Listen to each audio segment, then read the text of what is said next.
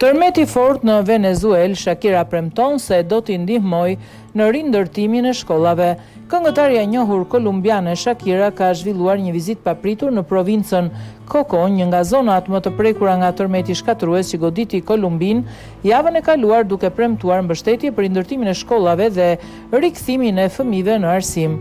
Një javë pasi u godit nga një tërmet shkatrimtar i cili la pas 287 viktima dhe mijëra të plagosur në Kolumbi, ka filluar rindërtimi i vendit. Shakira, këngëtarja e njohur me origjinë kolumbiane, vizitoi provincën Coco, ku premtoi se do të ndihmonte në rindërtimin e të paktën 10 shkollave të dëmtuara nga tërmeti, si dhe në restaurimin e një universiteti teknologjik lokal.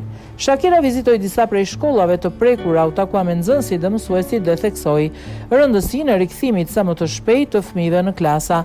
Nuk ka një mënyrë për të lehtësuar me një dhimbjen e kaq shumë njerëzve, por ekziston angazhimi për të qëndruar pranë banorëve të Kokos dhe për të mos e braktisur këtë rajon, deklaroi Shakira.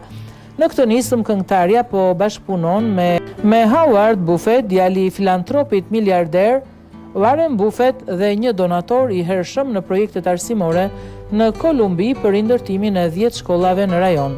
Fondi Global i Arsimit FIFA Global Citizen dhe kompania Live Nation kanë premtuar nga $500.000 secili, ndërsa Banka e Zhvillimit të Amerikës Latine dhe Karaibeve ka kontribuar me $250.000.